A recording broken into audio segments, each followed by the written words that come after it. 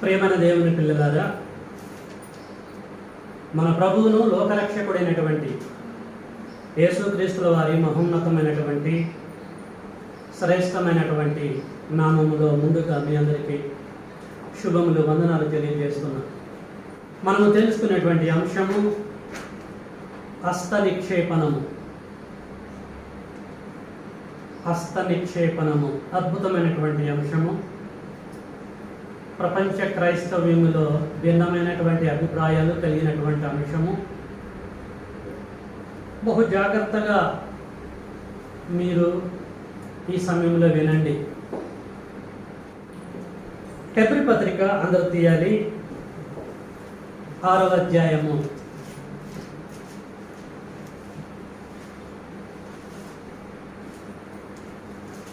హెబ్రీయులకు రాసిన పత్రిక 6వ అధ్యాయము 1, 2 నేనే చదువుతున్నా, చూడండి. కాబట్టి నిర్జీవ క్రియలను విడిచి మారు మనసు పొందుటయు, దేవుని యందలి విశ్వాసమును, బాప్తిసములను గూర్చిన బోధయు, హస్త నిక్షేపణమును, మృతుల పునరుద్ధానమును, నిత్యమైన తీర్పును అనుకున్నది మరలా వేయక, క్రీస్తుని గూర్చిన మూలోపదేశం మీరు మాని సంపూర్ణమొకటకు సాగిపోదుము. చాలా ప్రియులారా, మన అంశానికి సంబంధించిన లేఖన భాగాలు చదువుకున్నాము.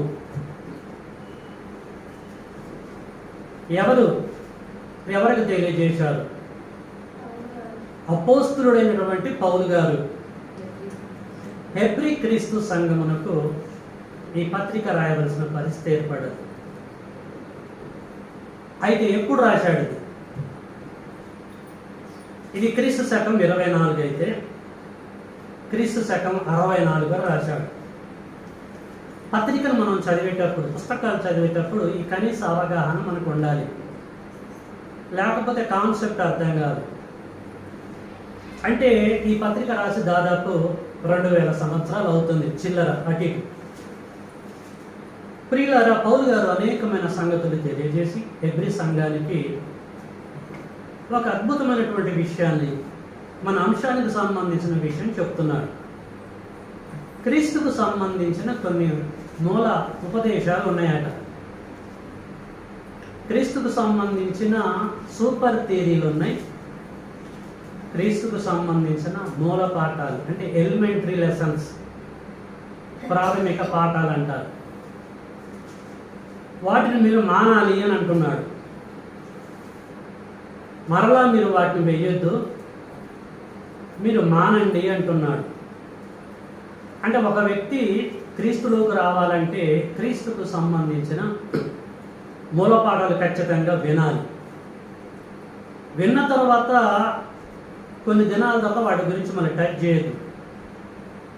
క్రీస్తుకు సంబంధించిన అద్భుతమైన జ్ఞానం ఉంది, దాన్ని సేవించడానికి ప్రయత్నం చేయండి. ఎప్పుడు ఎలిమెంటరీ సబ్జెక్టుల దగ్గరనే మీరు ఉండొద్దు, వాటిని మానేసేయండి అంటున్నాడు. సో క్రీస్తుకు సంబంధించిన మూలపాఠములలో హస్త నిక్షేపణం ఒకటి, అంతే కదండి. మళ్ళీ చదువుతున్నా, చూడండి. 6:1 మారు మనసు పొందుటయు, దేవుని యందలి విశ్వాసమును, బాప్తిసాలను గూర్చిన బోధ, హస్త నిక్షేపణమును, మృదుల పునరుద్ధానమును, నిత్యమైన తీర్పు అనుకున్నది మరలా మీరు వెయ్యక, క్రీస్తును గూర్చిన మూలపాఠాలు పైన అన్ని కూడా మీరు మానాలి. మాని ఏం చేయాలి? సంపూర్ణులు కావాలి. అంటే స్కాలర్స్ కావాలి. ఇంగ్లీష్లో దీన్ని స్కాలర్స్ అంటున్నాడని. క్రీస్తును గురించిన మూల పాఠాలలో హస్త నిక్షేపణం ఒకటి, మీరు మానండి అంటున్నాడు. హస్త నిక్షేపణ అంటే ఏంటి? హస్త నిక్షేపణ అంటే బైబిల్ భాష, బైబిల్ పరిభాషలో చేతులుంచి ప్రార్థించుట, ఆశీర్వదించుట, చేతులు పెట్టి ప్రార్థించుట, ఆశీర్వదించుట, దీన్ని హస్త నిక్షేపణము అంటారు. హస్తం అంటే మనందరికీ తెలుసు చేతులు, ఇది విషయం. కాబట్టి మీరు మానండి అన్నాడు. మానండి అన్నాడా, కొనసాగించండి అన్నాడా? మానండి అన్నాడు. మానండి అని హస్త నిక్షేపణ గురించి ఎప్పుడు చెప్పాడు? క్రీస్తు శకం 64లోనే చెప్పాడు. ఇప్పుడు చెప్పేంత కాలం అవుతుంది, 2000 సంవత్సరాలు అవుతుంది. మానుతుందా క్రైస్తవ్యము? సేవకులు మానుతున్నారా? ఎక్కడికి వెళ్ళినా సరే, ఏ మీటింగ్లో అయినా సరే హస్త నిక్షేపణ లేకుండా మీటింగ్లు సక్సెస్ చేసుకోరు. ప్రేమైన దేవుని పిల్లలారా, చాలా జాగ్రత్తగా ఆలోచించండి. హస్త నిక్షేపణము ప్రాముఖ్యమైపోయింది డినామినేషన్లో ఉన్నటువంటి పాస్టర్స్కి, మత శాఖల్లో ఉన్నటువంటి క్రైస్తవ్యానికి. లోకం కూడా ఎలాగుందనంటే, ఈ క్రీస్తు సంఘానికి పోవడం ఏంటి, సప సంఘం ఇది, ఏముండదు, చేతులు పెట్టేది లేదు, ప్రార్థన చేసేది లేదు, స్వస్థతలు అనుగ్రహించేది లేదు, ఆ బయట సంఘాలే ఫలానా వారే బాగా చేస్తున్నారు అని చెప్పేసి వెళ్ళిపోతూ ఉంటుంది. కానీ ఇక్కడ లేఖనం ఏమంటుంది? మాని అని అంటుంది. తల్లి ఏముంటుందంటే పిల్లగాడికి అది ఎంతకాలం పాలు తాగుతారా, మానురా అంటారు. అంటే వాడు మానాలి. అర్థం చేసుకోండి, లేఖనానికి భిన్నంగా మనము ప్రవర్తించొద్దు ప్రియమైన దేవుని పిల్లలు. కాబట్టి మానాలి అని చెప్పి ఇప్పటికి 2000 సంవత్సరాలు అవుతుంది. ఎందుకు మానాలి అంటున్నాడు? హస్త నిక్షేపణ గురించి ఆలోచించండి. ఎందుకు మానాలి అంటున్నాడు? ఇది ఆల్రెడీ వేయబడ్డది అని అన్నాడండి. ఆల్రెడీ వేయబడ్డది, మరలా మీరు వెయ్యక అంటున్నాడు. అంతేనా? అలాగే ఉందా? మరొక రకంగా ఉందా? చదువుతున్నా చూడండి. హస్త నిక్షేపమును, మృతుల పునరుద్ధానమును, నిత్యమైన తీర్పును పునాది మరలా మీరు వెయ్యక. మరలా మీరు వెయ్యక అంటే ఆల్రెడీ వేసారురా నాయన అని అర్థం. మరలా మీరు వెయ్యక, రెండోసారి, మూడోసారి, 100 సార్లు, 1000 సార్లు వేస్తున్నారు. మరలా మీరు వెయ్యక, మరలా మీరు హస్త నిక్షేపణ చెయ్యక అని దాని అర్థం. పౌలు గారు హెబ్రీ సంఘానికి చెప్పటానికి ముందుగా ఎప్పుడు వేయబడ్డది ఇది? ఈ హస్త నిక్షేపణం అనేది ఎప్పుడు స్టార్ట్ చేయబడ్డది అనేది మనం ఆలోచించాలి, అనేది మనం సేధించాలి. మరలా మీరు వెయ్యక, ఆల్రెడీ వేయబడ్డది. వేయబడితే ఎప్పుడు వేయబడ్డది?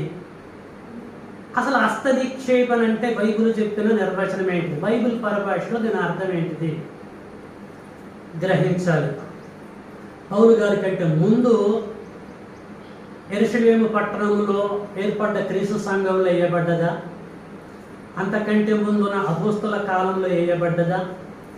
వారిని ఏర్పాటు చేసినటువంటి యేసు కాలంలో హస్త నిక్షేపణ వేయబడ్డదా? యేసు కాలము కంటే ముందుగానే హస్త నిక్షేపణ అనేది ప్రారంభించబడ్డదా? ఎప్పుడుది ఈ హస్త నిక్షేపణ జరిగింది అనేది ఈరోజు మనకి తెల్లం కావాలి. నేనేం చెప్పాను? హస్త నిక్షేపణకి డెఫినేషను, హస్త నిక్షేపణ అంటే చేతులు ఉంచటము, చేతులు పెట్టటము, ఉంచి దీవించటము, ప్రార్థించటము, ఆశీర్వదించటము అని అన్నలేదు. అన్ననా లేదా? అన్న. అయితే చేతులు ఉంచటం అంటే ఎక్కడ ఉంచటం అన్న సంగతి మాత్రం మీకు నేను చెప్పలే. చేతులు ఉంచటమే అన్న తప్ప ఆ ఉంచే చేతులు ఎక్కడ ఉంచాలి అనేది మీకు చెప్పలే. పౌలు గారు కూడా చెప్పలే. హస్త నిక్షేపణము అన్నాడు అంటే చేతులు పెట్టడం గురించి మాట్లాడాడు. ఎక్కడ పెట్టడం గురించి? మత శాఖలలో ఉన్నటువంటి వాళ్ళందరూ కూడా తల మీద పెడుతున్నారు. బైబిల్లో తల మీద is there any single reference? ప్రియమైన దేవుని పిల్లలారా ఆలోచించాలి.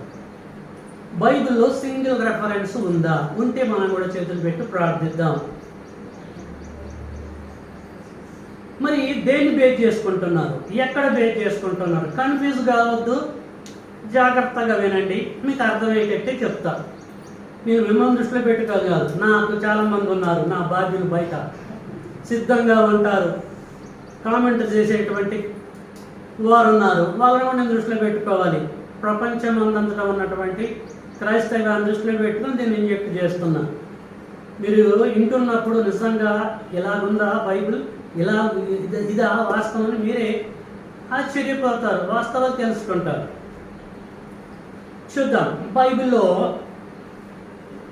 ఎక్కడైనా starting from genesis to revolution ఉన్నటువంటి సేవకులలో ఎవరైనా వారి చేతులు తల మీద పెట్టి ప్రార్థన చేసిన సందర్భాలు ఉన్నాయా, ఆశీర్వదించిన సందర్భాలు ఉన్నాయా, దీవించిన సందర్భాలు ఉన్నాయా అనేది ఫస్ట్ పరిశీలన చేద్దాం. మనం ఎలాగుండాలంటే దేవుడు వాక్యాన్ని కలిపి చెడిపెట్టి అనేకుల వలె ఉండొద్దు. దేవుని వాక్యాన్ని కలిపి చెరిపెట్టి అనేకుల వలె మేము ఉండక అంటాడు పౌలు గారు. అలాగే మనం పౌలు గారి యొక్క రూటులో ప్రయాణం చేద్దాం. Okay right. ఇక నుంచి నేను ఈ ప్రసంగాన్ని ప్రసంగం లెక్క బోధించను. మరి ఎలా బోధిస్తా?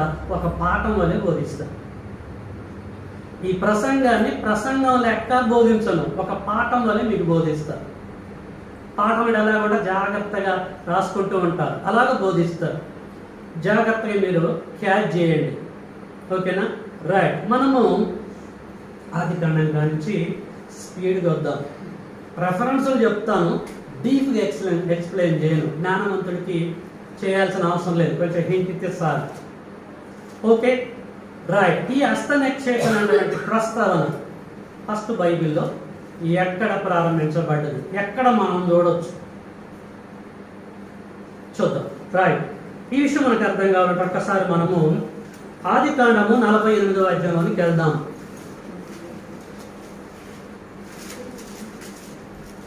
ఎవరు కూడా మాట్లాడొద్దు, పక్కన వాళ్ళతో కూడా డిస్కస్ చేయొద్దు, జాగ్రత్తగా వినడానికి ట్రై చేయండి. ఫస్ట్ రాసుకోండి, మళ్ళీ ఇంటికి వెళ్ళిపోయిన తర్వాత రెఫర్ చేయండి. మీకేమైనా సందేహములు ఉంటే ఇది పార్ట్ 1, పార్ట్ 2 కూడా చెప్తాను, అప్పుడు నన్ను క్వశ్చన్ చేయండి.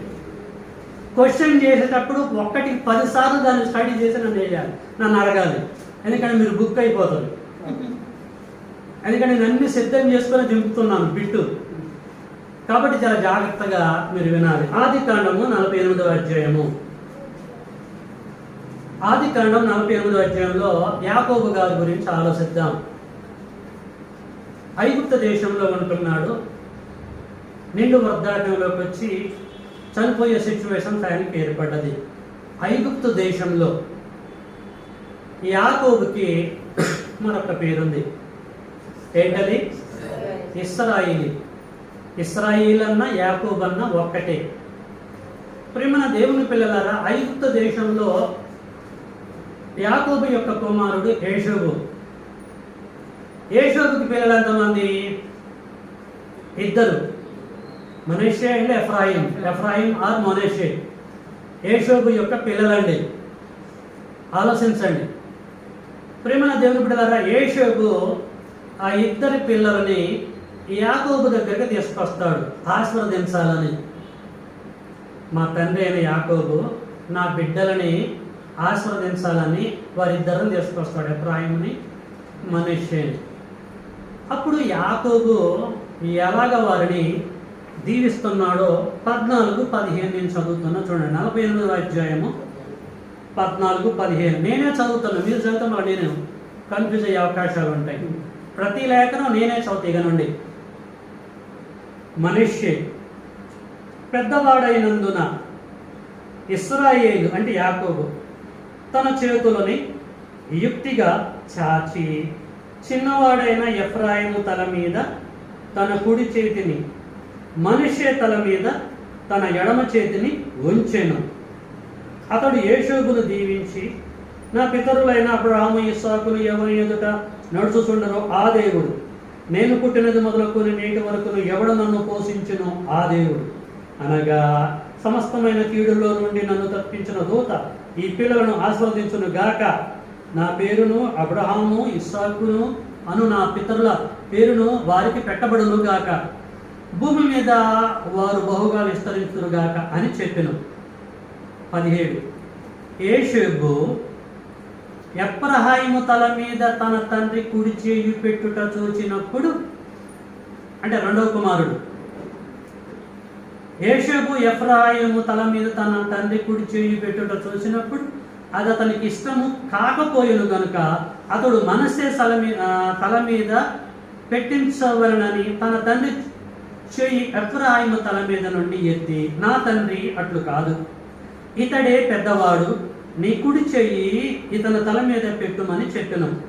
అయినను అతని తండ్రి ఒప్పక, అది నాకు బాగా తెలుసు నా కుమారుడా, అది నాకు తెలియను, ఇతడును ఒక జన సమూహమై గొప్పవాడగును గాని ఇతని తమ్ముడు ఇతని కంటే గొప్పవాడు అగును అన్నాడు. ఏమర్థమైంది మీకు? ప్రేమన దేవుని పిల్లలారా, యాకోబు యోసేపు యొక్క ఇద్దరు కుమారులలో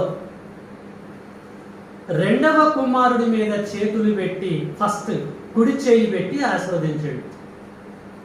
యాజ్ పర్ రూల్ ప్రకారం పెద్దవాడి మీద పెట్టి ఆశీర్వదించాలి. కానీ ఆ పని చేయలే యాకోబు. అరే దీవెనలను కూడా చిన్నోడికి పోతానని చెప్పేసి అనుమానం వచ్చి, డాడీ అది కాదు, పెద్దవాడు వీడు, వాడు కాదని చెప్పేసి నాకు అంతా తెలుసు, కీప్ యువర్ మౌత్ అని అన్నమాట దాని అర్థం. నాకు అన్ని తెలుసు నాయన అని చెప్పేసి అనగానే సైలెంట్ అయిపోయాడు యోసేపు. అలాగా ప్రేమైన దేవుని బిడ్డలారా, మొట్టమొదటిసారిగా యాకోబు యోసేపు యొక్క పిల్లల తలల మీద చేతులు పెట్టి దీవించినట్టుగా మనకి తేట తెల్లమవుతుంది గ్రంథంలో. ఇక్కడ కనిపిస్తుందండి ఈ హస్త నిక్షేపణం అనేది, చేతులు పెట్టి దీవిస్తారు. ఇదే version new king James version ఇంగ్లీష్లో మీరు చూడండి, హెడ్ అని కన్ఫర్మ్ చేస్తాడు తల. తెలుగులో ఎలాగ ఉంటుందో ఇంగ్లీష్లో కూడా అలాగే ఉంటుంది, హెడ్ మీదనే చేతులు పెట్టి ఆయన దీవిస్తాడని ఉందండి. ఓకే, అర్థమైపోయింది, కన్ఫర్మ్ అయిపోయింది. ఇక్కడ హస్త నిక్షేపణ అద్భుతంగా జరిగింది. ఇక్కడ నుండి మనం పరిశీలన చేసుకుంటూ వెళ్దాం. మరి ఎక్కడనైనా సరే మానవులు తలల మీద చేతులు పెట్టి హస్త నిక్షేపణ చేసిన సందర్భాలు ఎక్కడన్నా ఉన్నాయా? బయటికి తీద్దాం. Okay, right. మోషే గారు ఈజిప్ట్ నుండి ఇశ్రాయేలుని తోడుకొని వస్తున్న సందర్భం. అప్పుడు ముసలివాడైపోతాడు, ప్రవీణ్ నిద్రపోతున్నాడు. గుర్తున్నాను ఒకసారి తల కింది కొంచుకొని, ఎవరికి నాకు అర్థం కాలేదు ఆన్సర్. నాకు ఎలాగుంటుందో నాకు చూస్తూ ఉంటాను, నేను ఇంజెక్ట్ చేయబుద్ది అయింది, తలకేమో చుట్టూ నాకు అర్థం కాదు. సో ఇశ్రాయేలును తోడుకొని వస్తున్నాడు. మోషే చనిపోయే మూమెంట్ ఏర్పడ్డది. మోషే తర్వాత మోషే అంతట నాయకుడు యెహోషువ కనపడతాడు. అప్పుడు మోషే ఏం చేస్తాడంటే, అధికార బదిలీ అనేది నా దగ్గరే ఉండకూడదు, బదిలీ చేయాలి. నా నుండి అధికారము, జ్ఞానము సమస్తము బదిలీ చేయబడాలి అని యెహోషువని పిలుతాడండి. పిలిచి ప్రియులారా ఏం చేస్తాడో ఒక్కసారి ద్వితీయోపదేశ కాండంలోని ఖచ్చితంగా మనం వెళ్తాము. ద్వితీయోపదేశ కాండము ఇంతవరకు మీరు ఎక్కడ కూడా సేకరించినటువంటి ఇన్ఫర్మేషన్ మీకు అందిస్తున్నాను. రాసుకోండి, ఖచ్చితంగా రాసుకోండి, మళ్ళీ స్టడీ చేయండి. ద్వితీయోపదేశ కాండము 34:9 చదువుతున్న చూడండి. మోషే ఉందండి, ఉందా లేదా? మోషే తన చేతులను నూను కుమారుడైన యెహోషువ మీద ఉంచియుండెను గనుక అతడు జ్ఞానాత్మపూరుడాయను. కాబట్టి ఇశ్రాయేలు అతని మాట విని యెహోవా మోషేకు ఆజ్ఞాపించినట్లు చేసింది. 9లో మోషే తన చేతులను, 2 చేతులను నూను కుమారుడైన యెహోషువ మీద ఉంచి ఉండెను. ఎక్కడ ఉంచి ఉన్నాడండి? మీద ఉంచి ఉన్నాడా? తల మీద ఉంచి ఉండేనా? ఇక్కడండి ట్రాక్ దిగింది క్రైస్తవి. మీద ఉంచి ఉండెను. మీద అంటే తల అని చెప్పటానికి నీ దగ్గర ఉన్న ఆధారం ఏంటి? చేతులు ఎక్కడ పెట్టినట్టండి? మీద ఉంచెను, మీద ఉంచెను. Note this scripture. మీద అంటే తల. చాలా సందర్భాల్లో అంటా ఉంటారు, అరే నీకు దమ్ము ధైర్యం ఉంటే నా మీద చేయి పెట్టరా అంటారు. అంటే అర్థం ఏంటిది? తల మీదనా? మీరు ఆలోచించాలి. మీద అనగానే తల అని ఎలాగ నువ్వు భావిస్తున్నావు, అర్థం చేసుకుంటున్నావు. ఇక్కడ ప్రియులారా అధికారాన్ని బదిలీ చేస్తున్నాడు. మీద చేతులు పెట్టి, మీద అంటే ఎక్కడ పెట్టిండో తెలియదు. ఒంటి మీద పెట్టిండా, భుజాల మీద పెట్టిండా, మెడ మీద పెట్టిండా, ఎక్కడ పెట్టిండో తెలియదు. మీరు ఇంగ్లీష్లో కూడా మీరు చూడండి, హెడ్ అని కనపడదు, అసలు బిట్టు కనపడదు, శిరస్ అనే కాన్సెప్ట్ కనపడదు. కాబట్టి ఇక్కడ హస్తనిక్షేపణ జరిగింది, కానీ తల మీద పెట్టినట్టుగా ఆధారం మనకి లేదు. మీద, అతని మీద. ఇదే వర్షంలో సెట్ చేసుకుంటే వెళ్ళండి. ప్రేమన దేవుని బిడ్డలారా, మోషే యెహోషువ మీద చేతులుంచి ప్రార్థన చేశాడు. అంటే అధికారాన్ని బదిలీ చేశాడు, జ్ఞానాన్ని అనుగ్రహించాడు యెహోషువకి. రైట్, యేసు కాలం దగ్గరికి వద్దాం. యాకోబు కానించి మోషే దగ్గరికి వెళ్ళాం, మోషే కానించి యేసు కాలం దగ్గరికి వద్దాం. ఎందుకంటే సబ్జెక్ట్ ఉంది కనుక కొంచెం స్పీడ్గా వెళ్తాను నేను. యేసు సేవ చేసిండా చేయలేదా? ఎంతకాలం చేశాడు? ఏమండి? 3.5 సంవత్సరం సేవ చేశాడు. సేవ చేసినప్పుడు ఆయన ఏం చేశాడు? అందరూ దేవుని నమ్మాలని అద్భుత కార్యాలు, సూచక్రియలు, మహత్కార్యాలు అన్నీ కూడా యేసు చేశాడు. చేశాడా చేయలేదా? చేశాడు. అప్పుడు యేసు ఏం చేసిండో ప్రియులారా మనం చూద్దాం. మార్కు సువార్త 6వ అధ్యాయం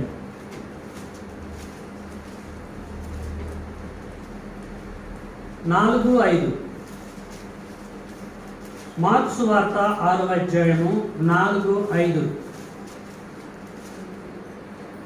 అందుకు యేసు, ప్రవక్త తన దేశములోను, తన బంధువులలోను, తన ఇంటి వారిలోను తప్ప మరి ఎక్కడనూ ఘనహీనుడు కాడని చెప్పాను. అందువలన కొద్దిమంది రోగుల మీద చేతులుంచి వారిని స్వస్థత పరచుట తప్ప మరి ఏ అద్భుతమును ఆయన అక్కడ చేయజాలకపోయెను. ఆయన వారి అవిశ్వాసమునకు ఆశ్చర్యపడెను. ఇక్కడ మనకు ఒక బిట్ వచ్చేసింది. అందువలన కొద్దిమంది రోగుల మీద చేతులుంచి అని ఉంది. ఎంతమంది అరటండి? కొద్దిమంది రోగుల మీద చేతులుంచి స్వస్థత పరిచాడు. కొద్దిమంది రోగుల మీదన, రోగుల తల మీదన, అది కదా మనకు కావాల్సిన పాయింట్. మీద, కొద్దిమంది రోగుల మీద చేతులుంచి హస్త నిక్షేపణ చేసి ప్రార్థించాడు, స్వస్థత చేశాడు. మరి ఇక్కడ తల టచ్ చేసిండని అనుకుందామా? తలని టచ్ చేయకుండానే ఒంటి మీద చేతులు వేసిండని అనుకుందామా? ఎలాగనుకుందాము? ఏమనుందండి ఇక్కడ? ఎక్కడ ఉంచి? రోగుల మీద, రోగుల తల మీద, రోగుల మీద. బైబిల్లో ఎక్కడ రాయబడితే అట్టనే అర్థం చేసుకోవాలండి. ఇక్కడ తీసుకొచ్చి మరొకటి యాడ్ చేయకూడదు. ఇదే వర్షన్ మళ్ళీ మీరు ఇంగ్లీష్లో చూడండి. ఆన్ దెమ్, వారి మీద, ఆన్ దేర్ హెడ్స్ అని ఉండదు, తలల మీద కాదు. ప్రేమ దేవుని పిల్లలారా, బైబిల్, తెలుగు బైబిల్ జాగ్రత్తగా ఆలోచించండి. కొత్త నిబంధన గ్రీక్ నుంచి ట్రాన్స్లేషన్ చేయబడ్డది, పాత నిబంధన హెబ్రూ నుంచి ట్రాన్స్లేషన్ చేయబడ్డది, ఒరిజినల్ ప్రతుల నుంచి ట్రాన్స్లేషన్ చేయబడ్డదండి. ఉన్నది ఉన్నట్టుగానే ట్రాన్స్లేషన్ చేశారు, కానీ అక్కడక్కడ కొన్ని మిస్టేకులు చేశారు. ఎక్కడ ఏది మిస్టేక్ చేశారో జాగ్రత్తగా పరిశీలిస్తే మనకి అర్థమవుతుంది. ఇక్కడ స్పష్టంగా చెప్తున్నాడు ఎవరు, మార్కు గారు, రోగుల మీద చేతులుంచి తలల మీద కాదు. మీరు అండర్లైన్ చేసుకోండి, రాసుకోండి. సందేహం అంటే ఇంటికి వెళ్ళిన తర్వాత ఇంగ్లీష్ వర్షన్ మీరు చూడండి. ఓకేనండి, కింగ్ జేమ్స్ వర్షన్ ఉంది, న్యూ కింగ్ జేమ్స్ వర్షన్ ఉంది, ఇంకా ఇంగ్లీష్లో చాలా వర్షన్స్ ఉన్నాయి, మీరు ఎక్కడైనా చూడవచ్చు. ఆర్సిఎం బైబిల్లో కూడా కొన్ని పరిశీలన చూడవచ్చు. ఓకేనా, అక్కడ మోషే యెహోషువ మీద పెట్టాడు, ఇక్కడికి వచ్చేసరికి యేసుక్రీస్తు వారు కూడా మీదనే పెడుతున్నాడు, తలలు కాదు. సత్యవాక్యాన్ని సక్రమంగా విడగొట్టాలి ప్రేమైన దేవుని పిల్లలు, లేకపోతే అక్రమాలు అనేది ఎంటర్ అవుతాయి. ఓకేనా, రైట్. మరొక లేఖనం చూసుకుందాము, లూకాసు వార్తలోకి వెళ్దాం. దాదాపు ఇదే సందర్భము, కానీ అక్కడ కూడా ఎలాగ రాయబడదు అనే విషయాన్ని గ్రహిద్దాం. 4:40 లూకాసు వార్త 4:40. సూర్యుడు అస్తమించుచుండగా నానావిధ రోగుల చేత పీడింపబడుచున్న వారు ఎవరెవరి యొద్ద నుండిరో వారందరూ ఆ రోగులను ఆయన యొద్దకు తీసుకుని వచ్చిరి. అప్పుడు ఆయన వారిలో ప్రతి వాని తల మీద, ప్రతి వాని మీద తల ఉందా ఇక్కడ ఏమన్నా?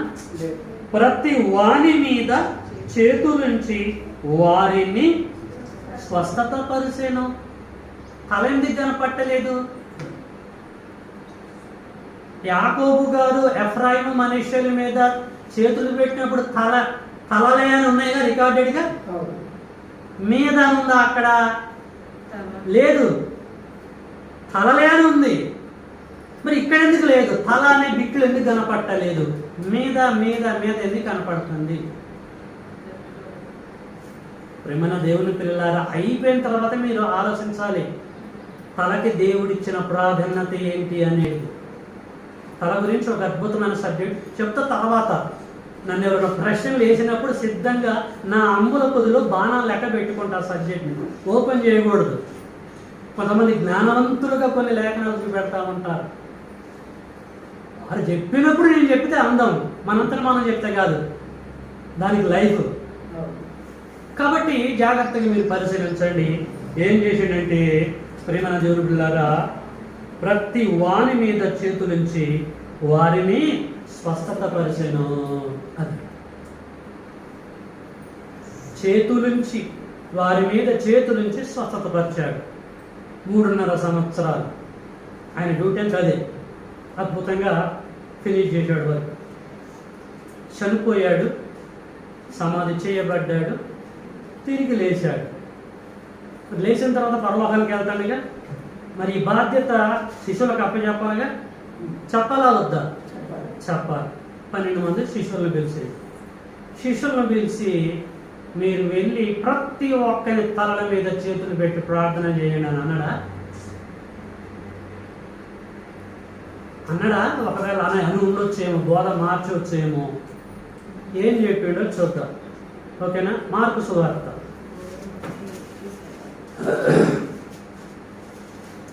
16వ అధ్యాయం.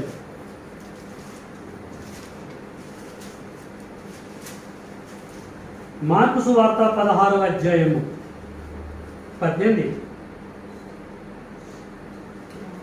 కానీ చదువుతున్నా చూడండి. మరియు మీరు అంటే శిష్యులు, అపోస్తలుడు, సర్వలోకమునకు వెళ్ళండి, సర్వ సృష్టికి సువార్తను ప్రకటించండి. నమ్మి బాప్తిసం పొందిన వాడు రక్షింపబడతాడు, నమ్మని వారికి శిక్ష విధింపబడుతుంది.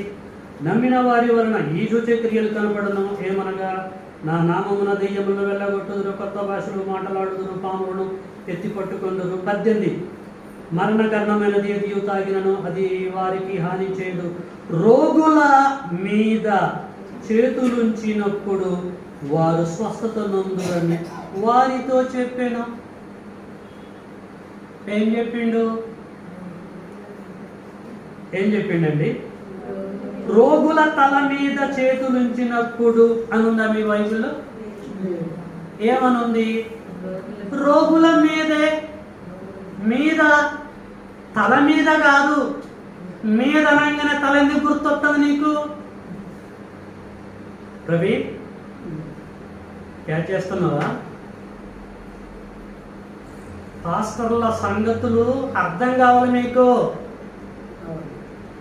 మీరు గ్రహించాలి. ఫస్ట్ మీరు గ్రహిస్తేనే యుద్ధం చేయడానికి సిద్ధంగా ఉంటారు. మీరు సబ్జెక్టు లేకుండా, ఆయుధాలు లేకుండా యుద్ధం చేస్తే బుక్ అయిపోతారు. పాకిస్తాన్ బార్డర్లో, ఇండియా బార్డర్లో బుక్ అయిపోతారు. మీద మీద మీద అంటే తలని నువ్వు బోధిస్తున్నావు అంటే నీ దగ్గర ఉన్న ఎవిడెన్స్ ఏంటి? మీదకి బైబిల్ చెప్పిన అర్థం ఏంటిది? తల అనడానికి నువ్వు ఎవరివి? దేన్ని బేక్ చేసుకుని తల అంటున్నావు? తలకు లింక్ చేస్తున్నావు. మరి ఇంగ్లీష్లో నీకు హెడ్ అని ఎందుకు లేదు? హెడ్స్ మీద చేతులు పెట్టి ప్రార్థించండి అని ఇంగ్లీష్లో ఎందుకు లేదు? ఆన్ దెమ్, వారి మీద. నేను ఇందనకన్నా చూసారా, నీకు శాతనైతే నా మీద చెయ్యి వేయి. నా మీద చెయ్యి వేయి అంటే తల మీద అన్నట్ట. ఎక్కడైనా వేయచ్చు. ఇదండి. శిష్యులకు కూడా మీదనే చేతులు ఉంచండి, ఆస్వాదించండి, ప్రార్థన చేయండి అని చెప్పేసి ఆ బాధ్యత అప్పచెప్పిండండి. మనము మోషే నుంచి ఇక్కడ వరకు మనం చూసామండి. యేసుక్రీస్తు యొక్క చాప్టర్ క్లోజ్ అయిపోయేంత వరకు చూసాం. ఎక్కడైనా తల అనే బిట్టు మీకు కనపడదా? కనపడలేదు. వీరందరూ కూడా ఏం చేశారంటే మనుషుల మీద హస్త నిక్షేపణ చేసి ప్రార్థించినట్టుగా, ఆస్వాదించినట్టుగా మనం చూసాం కొన్ని లేఖనాలని బట్టి. యేసు వెళ్ళిపోయాడు పరలోకము, తండ్రి కుడిపార్శ్వాన కూర్చున్నాడు. క్రీస్తు సంఘం అనేది ఎస్టాబ్లిష్మెంట్ అయింది. అయిందా కాదు? ఎప్పుడైంది? పెంతెకోస్తు అనే పండుగ దినాన అపోస్తల కార్యం 2వ అధ్యాయంలో క్రీస్తు సంఘం ఎస్టాబ్లిష్మెంట్ అయింది. అప్పుడు క్రీస్తు లేడు భూమి మీద శిష్యుల మధ్యలో, కానీ క్రీస్తు సంఘం అనేది స్థాపింపబడటం జరిగింది. క్రీస్తు సంఘము స్థాపింపబడ్డ తర్వాత మనుషుల మీద నుండి తల మీదకి ఏమైనా వెళ్ళిందా ఆశీర్వాదం? ఏమన్నా యేసు కానీ, యేసు తండ్రి యెహోవా దేవుడు కానీ దీన్ని ఏమైనా ట్రాన్స్ఫర్ చేశారా తలకి?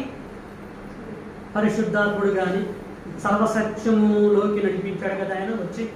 ఆయన ఏమన్నా కుదరదులే, ఎంతకాలం ఇది నడిపించారు, మీకు ప్రమోషన్ ఇస్తున్నా, హెడ్ దగ్గరికి పోండి అని పరిశుద్ధాత్ముడు ఏమైనా చెప్పాడా?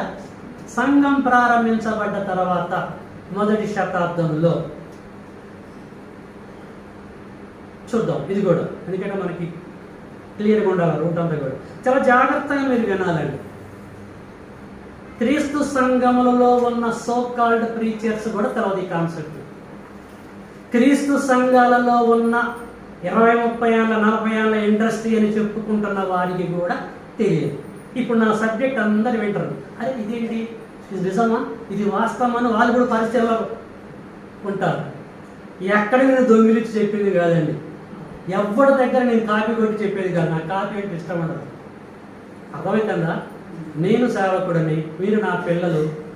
వండటం ఏందో నాకు తెలుసు, అన్నం కూర వండటం ఏందో నాకు తెలుసు, టేస్ట్ ఎలా పోతుందో వండి వడ్డించడం నేను తప్ప ఎక్కడో అడక్కొచ్చి పెట్టడం కాదు. మీరు అర్థం చేసుకోండి, నేను డిఫరెంట్ అంతే. సత్యాన్వేషికి నేను పరిశీలన చేసేవాడిని. ప్రేమైన దేవుని బిడ్డలారా అర్థం చేసుకోండి. రైట్. సంఘము ఎస్టాబ్లిష్మెంట్ అయిన తర్వాత ఏమైనా జరిగినాయా మార్పులు అనే సంగతి మనం చూద్దాం. అపోస్తల కార్యము 2వ అధ్యాయంలో క్రీస్తు సంఘం ప్రారంభించబడితే ఇంచుమించు 3000 మందితో. 6వ అధ్యాయం దగ్గరకు వచ్చేసరికి అపోస్తలులకి ఒక పని ఏర్పడ్డది. ఏంది? దేవుడు పని చేయవలసినటువంటి మేము దేవుడు పనిలో బిజీ ఉండకుండా వచ్చిన వాళ్ళని కూర్చోబెట్టి భోజనాలు పెట్టడము, టీలు ఇవ్వటము, సరఫరా చేయటము, సర్వీసింగ్ చేయటమేనా మా ఈ డ్యూటీ? మేము మీ మధ్యలో ఉంటే పని ఆగిపోతుంది. ఇది కాదు. ఈ పని ఇతరులకు అప్పచెప్పి మేము బయటికి వెళ్ళిపోతామని కొంతమందిని పిలిచారండి. ఎవరు?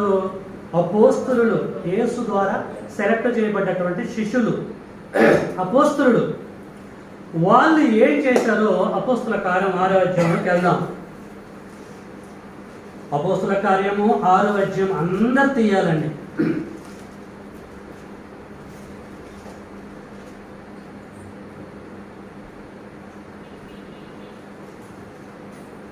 ఐదు కానించి.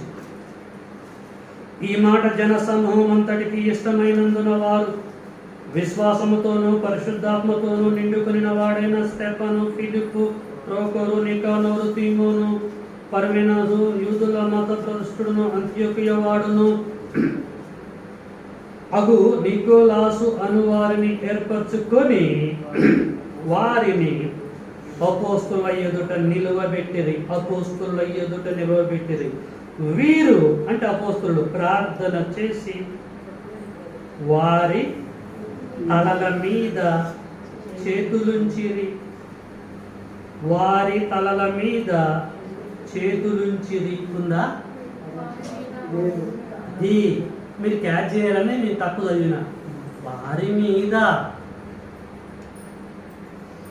ప్రార్థన చేసి వారి మీద చేతులుంచిరి. తలల మీద ఎందుకు పెట్టలే? 12 మంది అపోస్తలుడు తలల మీద చేతులుంచి ప్రార్థన చేయొచ్చు కదా. వారి మీద పెట్టి ప్రార్థించారు. హెడ్ని ఎందుకు టచ్ చేయలేదు? ఇప్పుడు ఆలోచించారండి మీరు? బాప్టిజం తీసుకొని చాలా కాలం అయింది కదా. ఈ వర్షన్లో ఈ యాంగిల్లో ఎప్పుడైనా మీరు స్టడీ చేశారా? కొన్ని ఒకవేళ తెలుగులో ఏమైనా తప్పు ఉందేమో, ఇంగ్లీష్ ఎలాగుందో అని ఒకసారి చూసారా? చూడండి ఒకసారి. అక్కడ కూడా ఆందెం వారి మీద, హెడ్ మీద కాదు. ప్రేమైన దేవుని పిల్లలారా, చాలా జాగ్రత్తగా ఆలోచించాలి. దేవుని పిల్లలు చాలా జాగ్రత్తగా గ్రంథాన్ని చదవాలండి. క్రీస్తు సంఘాలలో తల మీద చేతులు పెట్టి ప్రార్థన చేయరండి. వాళ్ళు వేస్ట్ ఫెలోస్ అని బోధన చేసే వాళ్ళు ఉంటారు, తప్పుగా మాట్లాడే వాళ్ళు ఉంటారు. అలాంటి వారికి నేను ఈ ఫుల్ఫిల్ దగ్గర నుంచి తెలియజేస్తున్నా. ఏముంది నీ దగ్గర ఆధారం, ఎవిడెన్స్? నువ్వు తల మీద చేయి పెట్టి ప్రార్థన చేయడానికి నీ దగ్గర ఉన్న ఎవిడెన్స్ ఏంటి చెప్పు. ఒక సేవకుడుగా నేను కూడా వింటా, పరిశీలన చేస్తా, గ్రహిస్తా. నా సబ్జెక్ట్ని యూట్యూబ్లో నుంచి డిలీట్ చేస్తా. అభించాలండి. ప్రేమైన దేవుని బిడ్డలారా, అర్థం చేసుకోండి. ఇక్కడ అపోస్తలులు కూడా తల మీద చేతులుంచి ప్రార్థన చేయడం అంటే ఏం అర్థమవుతుంది? పరిశుద్ధాత్మ దేవుడు కూడా దీన్ని మార్చలే, యేసు కూడా దీన్ని మార్చలే, తండ్రి అయిన దేవుడు కూడా దీన్ని మార్చలే అన్నట్టుగా అర్థం కావట్లేదా మీకు? కనీసం ఒక్క దగ్గరైనా తలనే బిట్టు కనపడవచ్చు కదా. వారి మీద వారి మీద వారి మీదనే కనపడుతుంది. ఎక్కడో అక్కడ తలని కనపడవచ్చు కదా. వాళ్ళ దగ్గర ఉంటుంది, అక్కడికి వెళ్ళకాకండి. అది ట్రాన్స్లేషన్ మిస్టేక్. అక్కడ 2 ఉంటాయి అక్కడ, అది కూడా చెప్తాను మీకు తర్వాత. రైట్, మరొక సందర్భాన్ని మనము చూసుకుందాం. 9వ అధ్యాయంలోకి వెళ్దాం. అపోస్తల కార్యము 9వ అధ్యాయము. 9వ అధ్యాయంలో సౌలుకి ప్రార్థన చేసింది ఎవరు? కళ్ళు రావడానికి అననీయ, అంతే కదా. దమస్కు పట్టణానికి పోతున్నప్పుడు, సంఘాన్ని నాశనం చేయడానికి వెళ్తున్నప్పుడు అక్కడ యేసుక్రీస్తు వారు తారాసపడటం, నన్ను హింసిస్తున్నాను చెప్పేసి అనటం ఎంత జరిగింది. అప్పుడు యేసుక్రీస్తు వారు అననీయకి ఆజ్ఞలు జారీ చేస్తే అననీయ వచ్చి సౌలుకి ఏం చేసిండు అన్న సంగతి మనం చూద్దాం. అంటే ఒక సీక్వెన్స్లో మనం వెళ్తున్నాం. అపోస్తల కార్యము 9వ అధ్యాయము 17వ వచనం. అననీయ వెళ్ళి ఆ ఇంట ప్రవేశించి అతని తల మీద చూశారండి. దీన్ని కూడా చాలా మంది క్లియర్ చదవలేకపోయారు. అననీయ వెళ్ళి ఆ ఇంట ప్రవేశించి అతని మీద చేతులుంచి, సౌలా సహోదరుడా, నీవు వచ్చిన మార్గంలో నీకు కనబడిన ప్రభువైన యేసు నీవు దృష్టి పొంది పరిశుద్ధాత్మతో నింపబడినట్లు నన్ను పంపియున్నాడని చెప్పాను. అప్పుడే అతని కన్నుల నుండి, అంటే సౌలు కన్నుల నుండి పొరల వంటి వీరాలక దృష్టి కలిగి లేచి బాప్తిసం పొందెను. తర్వాత ఆహారము పుచ్చుకొని బలపడెను. అననీయ వచ్చి సౌలు తల మీద ప్రార్థన చేస్తే కళ్ళు వచ్చినాయా? అననీయ వచ్చి అతని మీద చేతులుంటే పెట్టి ప్రార్థన చేసి వచ్చినాయా? మీరు ఆలోచించండి. ఎక్కడికి పోయినా కాంట్రవర్సీ కనిపిస్తలేదు. వెళ్ళే రూట్లో ఏ ఒక్క రాయి కూడా మనకు కనపట్టలేదు. ఏ ఒక్క కంచె, ఏ ఒక్క ముద్దు కూడా ప్రియమైన దేవుని పిల్లరా మనకి కనిపించలేదు. మీదనే మీదనే మీదనే మీదనే టచ్ చేస్తున్నారు, తలని టచ్ చేయట్లేదు. ఎందుకో? టచ్ చేయొచ్చు కదా, ఏమండి? టచ్ చేయొచ్చు కదా, ఎందుకు టచ్ చేయట్లేదు? ఆలోచించండి, మీరు ఆలోచించాలి. అన్నీ ఇప్పుడే చెప్తే బాగుండదు. రైట్. ఆ తర్వాత 13వ అధ్యాయంలోకి మనం వెళ్దాం. అపోస్తుల కార్యాలు, ఎందుకంటే సంఘము విస్తరించింది ఇక్కడే కనుక మనం ఇక్కడిక్కడ తిరుగుదాం. అపోస్తుల కార్యము 13వ అధ్యాయము 2-3. అపోస్తుల కార్యము 13వ అధ్యాయము 2-3. వారు ప్రభువును సేవించుచు ఉపవాసము చేయుచుండగా పరిశుద్ధాత్మ నేను బర్నబాను సౌలును పిలిచిన పని కొరకు వారిని నాకు ప్రత్యక్షపరచుడని వారితో చెప్పెను. అంతటా వారు ఉపవాసం ఉండి ప్రార్థన చేసి వారి మీద చేతులుంచి వారిని పంపిరి సేవలోనికి. వారి మీద చేతులుంచి ప్రార్థన చేసి సేవలోకి పంపిరి. మనలు సేవలోకి పంపేటప్పుడు ఏం చేస్తారు? సేవకు నిలబడతాడు, అందరికి వెళ్తున్నారు, మోకాళ్ళు వేయండి అంటున్నారు, తాళం మీద చేతులు పెడుతున్నారు కదా, ప్రార్థన చేస్తారు, పంపిస్తున్నారు. వారి మీద, నాటు తలల మీద. ప్రియులారా, చాలా జాగ్రత్తగా ఆలోచించారు. ఆ తర్వాత ఏం జరిగింది? మరొక లేఖనం మనం చూసుకున్నాం. 19వ అధ్యాయం 6వ వచనం. అపోస్తుల కార్యము 19వ అధ్యాయము 6. అపోల్లో కొరింథులో ఉన్నప్పుడు ఏం జరిగిందో అన్న సంగతిని గురించి చెప్తూ ఉంటున్నాడు. పౌలు పై ప్రదేశంలో సంచరించుతూ ఎఫెసులకు వచ్చినప్పుడు శిష్యులను చూసి మీరు విశ్వాసం ఉంచినప్పుడు పరిశుద్ధాత్మను పొందిద్దరా 19:1 అని చెప్పేసి ఆ శిష్యులతో మాట్లాడుతూ ఉంటున్నాడు. మాట్లాడిన తర్వాత ఏం జరిగింది? 19:6లోకి వెళ్దాము. 19:6. తర్వాత పౌలు వారి మీద చేతులుంచగా పరిశుద్ధాత్మ వారి మీదికి వచ్చెను. తర్వాత పౌలు వారి మీద చేతులుంచగా పరిశుద్ధాత్మ వారి మీదికి వచ్చెను. ప్రేమన దేవుని పిల్లలు, అపోస్తుల కార్యంలో సంఘ చరిత్ర కనపడుతుంది. చర్చి హిస్టరీ అనేది అపోస్తుల కార్యంలో కనిపిస్తుంది.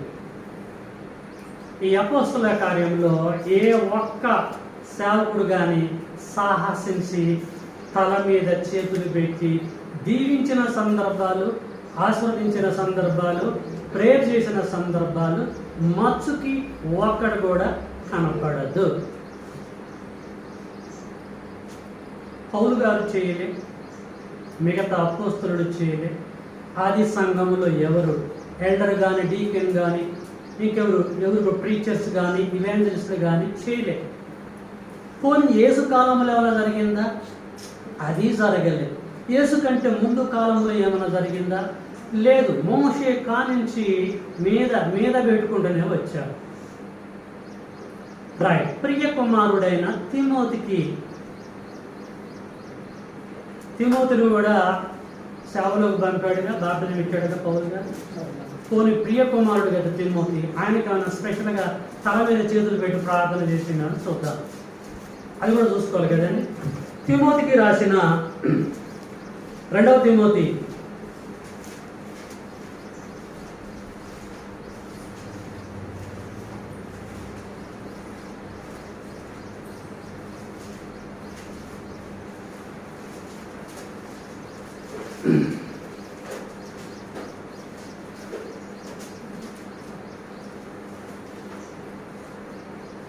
చూస్తున్నాను రెఫరెన్స్ నేను మర్చిపోయాను. ఓకే, అపోస్తలుడైన పౌలు గారు తిమోతికి రాసిన 2వ పత్రిక 1వ అధ్యాయము 6వ వచనం.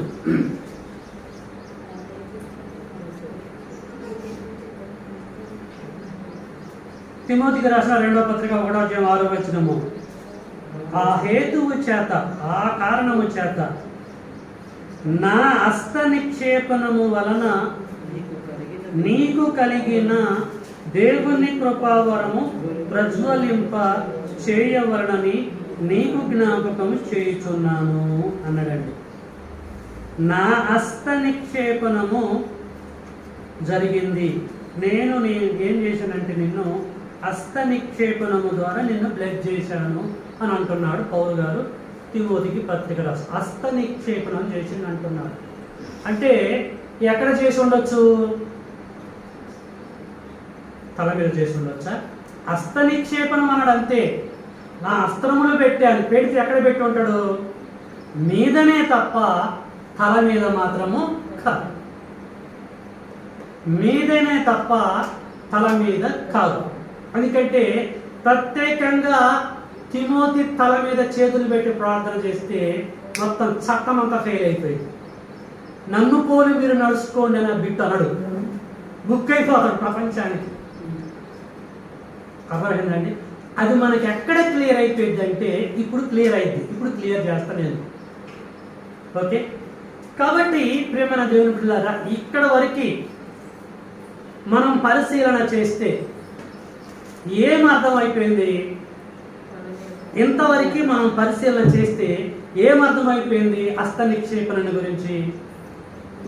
హస్త నిక్షేపణ అంటే చేతులుంచి ప్రార్థన చేయటమే తప్ప, చేతులు పెట్టి దీవించడమే తప్ప, చేతులుంచి ఆశీర్వదించడమే తప్ప తల మీద చేతులు పెట్టి కాదు అని మనకు అర్థమైంది. అర్థమైందా? అర్థం కాలేదు? అర్థమైంది. కాబట్టి మరి బైబిల్లో ఏ రెఫరెన్స్ను దృష్టిలో పెట్టుకొని, జ్ఞాపకం పెట్టుకొని తల మీద చేతులు పెట్టి ప్రార్థన చేస్తున్నారు? తలకి సంబంధించిన హస్త నిక్షేపణ బైబిల్లో ఎక్కడ కూడా లేదు ప్రియమైన దేవుని బిడ్డలారా. కాబట్టి మోషే కాలము కానించి ఇగో ఇక్కడ వరకు పత్రికలు కంప్లీట్ చేసేంత వరకు హస్త నిక్షేపణటువంటి కార్యక్రమము జరిగింది. తల మీద కాదు, మానవుల యొక్క శరీరం మీద జరిగింది. అది ఆల్రెడీ వేయబడ్డది అన్న సంగతి పౌలుకు తెలుసుండి హెబ్రీ పత్రిక రాస్తూ ఏమన్నాడు? 6వ అధ్యాయం, హెబ్రీ పత్రిక 6వ అధ్యాయము 1-2. కాబట్టి ఇవన్నీ కూడా జీవము లేనటువంటి క్రియలు. జీవం లేదు, వీటిని ఫాలో అయితే నీకు జీవం దొరకదు, నిత్య జీవం దొరకదు అంటున్నాడు. కాబట్టి నిర్జీవ క్రియలు మీరు విడిచిపెట్టండి అంటున్నాడు. ఏంటిది అవి నిర్జీవ క్రియలు? మారు మనసు పొందుటయు, దేవుని యందలి విశ్వాసమును, బాప్తిసమును గూర్చిన బోధయు, హస్త నిక్షేపమును, మృతుల పునరుద్ధానమును, నిత్యమైన తీర్పు అనుకున్నది మరలా మీరు వెయ్యక. ఆల్రెడీ మోషే కాలం కానించి వేయబడ్డది. ఇక మళ్ళీ మరలా మీరు వేయాల్సిన అవసరం లేదు. దీన్ని కూడా క్లోజ్ చేస్తున్నాడు. ఈ ఒంటి మీద చేతులు పెట్టి ప్రార్థన చేసే కాన్సెప్ట్ను కూడా తీసేస్తున్నాడు. ఇక్కడ అర్థం చేసుకోండి దీనికి సంబంధించిన కాన్సెప్ట్. మృతుల పునరుత్థానము, నిత్యమైన తీర్పు అనుకున్నది మరలా మీరు వెయ్యక క్రీస్తును కూర్చున్న మూలోపదేశం మీరు మానాలి. ఇక ఈ హస్త నిక్షేపాలు, గిస్త నిక్షేపాలు తీసి పక్కకు పెట్టేసేయండి, సిల్లగా తగిలించండి, తడక మీద పెట్టండి అని అంటున్నాడు. ఇక పని చేయవు. ఇవి తల మీద కాదు చెప్పేది ఆయన, ఒంటి మీద ప్రార్థన పెట్టి చేసేటియే దీన్ని మానేసేయండి. క్లోజ్ అయిపోయిందని చెప్పేసి అంటున్నాడు ప్రియమైన దేవుని బిడ్డలారా. ఈ కాన్సెప్టే నిలిసిపోయింది. ఇవి నిర్జీవ క్రియలు, వాటిలో జీవం లేదు. కనుక మీరు ఇలాంటి ఈ చెత్త వ్యవహారాలు టోటల్గా క్లోజ్ చేసి సంపూర్ణులగుటకు సాగిపోవాలి. బైబిల్లో సూపర్ థీరీస్ ఉంది. 66 పుస్తకాలలో అద్భుతమైన జ్ఞానం దాగుంది కనుక ఇక హస్త నిక్షేపణలు మీరు మానండి. సార్ వేసినంత వరకు నేనేసా, నా తోటి జనపని వారైన అపోస్తలుడు వేశారు, ఆది సంఘం కూడా వేశారు, క్రీస్తు వేశారు, అందరూ వేసుకుంటే వేసి వచ్చారు. వేయబడదు ఆల్రెడీ. కాబట్టి మీరు మరలా మీరు వెయ్యక ఏదేదనంటే కొత్తదే వేయండి, ఇది పాతదే, మరలా మీరు వెయ్యక దీన్ని మానని చెప్పేసి అన్నాడు ప్రియమైన దేవుని బిడ్డలారా. తిమోతి మీద కూడా వేసేసి తిమోతికి హస్తనిక్షేపణ చేసిండు. చేసి తిమోతి కూడా ఏం చెప్తాడో తెలుసా? నా కుమారుడా తిమోతి, ఇక చెప్తా నేను, నువ్వు త్వరపడి ఎవడి మీదనైనాను, మొదటి తిమోతి 5వ అధ్యాయం అక్కడికి వెళ్దాం, క్లోజ్ చేసుకుందాం. మొదటి తిమోతి 5వ అధ్యాయము అందరు తీయాలండి.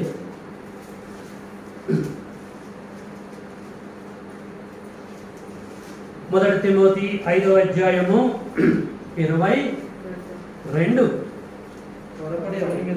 కాబట్టి త్వరపడి ఎవరి మీదనైనను, ఎవరి మీద అన్నాడా, ఎవరి తల మీద అన్నాడా? ఇక్కడ కూడా అంతే, దొరకలే పౌలు గారు కూడా. ఎంతమంది దీన్ని అపార్థం చేసుకుంటారు తెలుసా? యేసుబాబు మీదంటే తలకి వెళ్ళిపోతారు, తల మీదనైనను అని అనుకుంటారు. కాబట్టి ఈ ఒంటి మీద వేసే చెయ్యి గురించే చెబుతున్నాడు ఇక్కడ. ఇక అక్కడ కూడా నువ్వు వేయద్దు అని. కాబట్టి త్వరపడి ఎవరి మీదనైనను హస్త నిక్షేపణ చెయ్యకము, పరుల పాపములో పాలివాడవై ఉండకము, నీవు పవిత్రుడుగా ఉండునట్లు చూసుకో. అంతా క్లోజ్ చేసి పడేస్తున్నాడు. ఈ సెక్షన్ కూడా క్లోజ్ చేస్తున్నాడు. ఈ ఒంటి మీద చేతులు పెట్టి ప్రార్థన చేసేటాను, దీవించాలి కూడా టోటల్ క్లోజ్ చేయాలి. కాబట్టి ఏమో నీ మీద వేసినని నేను వెళ్ళిపోయిన ఇంకొకటి మీద చెయ్యి ఏమో తిమోతి చెప్తున్న జాగ్రత్త. ఎవరి మీద కూడా త్వరపడి నువ్వు చెయ్యి పెట్టొద్దు, ప్రార్థన చేయొద్దు. అసలు సెక్షన్ అయిపోయింది అని పెట్టడం. ఈ మూలపాఠాలు, ఇవి నిర్జీవ క్రియలు, అతను వాటి జోలికి కూడా పోవద్దని అంటున్నాడు. వాటి గురించి ఇంత స్ట్రిక్ట్గా చెప్తుంటే నువ్వు ఎడ్డు దగ్గరకు వస్తున్నావేంటి? అసలు ఎడ్డు కాన్సెప్ట్ ఉందా బైబిల్లో? ఈ రెఫరెన్స్లన్నీ మళ్ళీ ఇంగ్లీష్లో చూడండి, హెడ్ అనే బిట్టే కనపడదు. బైబిల్ థియరీ అండి, బైబిల్ విధానం ఇది. ఏం చూసి ఏం ఆలోచించి బ్రదరు నా తల మీద చేతులు పెట్టి ప్రార్థన చేయ బ్రదర్ అంటారు చాలా మంది. నన్ను అంటారు బయటికి వెళ్ళిపోతే, వాళ్ళ అలవాట్లు కదా, వాళ్ళ పాస్టర్ నేర్పారు కదా. నేను ఎవరి మీద పెట్టినప్పుడు వారికి చరిత్ర లేదు. దీనికే దిక్కు లేదంటే దీని గురించి ఆలోచిస్తానా నేను? ప్రేమ దేవుని బిడ్డలారా ఆలోచించండి. మీరు మానాలి అని అంటున్నారు. హెబ్రీయులకు పత్రిక రాసి ఈ కాన్సెప్ట్ మానాలంటున్నాడు. తిమోతికి ఏమో త్వరపడి ఎవడి మీద హస్తనిక్షేపణ చేయకుండా అంటున్నాడు. ఎందుకు అంటున్నాడు? యెసుబాబు అంతవరకు నెట్టకొచ్చిన వారు అక్కడి నుంచి ఆగాలని ఎందుకు అంటున్నాడు? ఈ కాన్సెప్ట్ గురించి అసలు ఏంటి అన్న సంగతి ఈ హస్త నిక్షేపణలో పార్ట్ 2లో క్లియర్ చేసుకున్నాం. అక్కడ అద్భుతంగా క్లియర్ అయిపోయింది. అసలు ఈ హస్త నిక్షేపణను ఎవడు చేయాలి, ఎప్పుడు చేయాలి, హస్త నిక్షేపణ చేస్తే వచ్చే బ్లెస్సింగ్ ఏంటి, అసలు దేవుడు దీన్నైనా ఎందుకు అనుమతించాడు? సంఘ చరిత్రలో మొదటి శతాబ్దంలో ఇవన్నీ మనం చూద్దాం. ఓకేనా? ప్రకటన గ్రంథం రాయబడే అంతవరకు ఈ కథలు సెట్ అయింది. బైబిల్ ఫిక్స్ అయ్యేంతవరకే, అప్పటి వరకు దీన్ని అట్లా సెట్ చేశాడు. ఏంటి ఈ విషయాలు ఏంటనేది కూడా చక్కగా పార్ట్ 2లో మనము తెలుసుకుందాం. చక్కగా ఓపికతో విన్నందుకు మిమ్మల్ని అభినందిస్తూ ముగిస్తున్నాను. May God bless you all. మీ అందరికీ వందనాలు.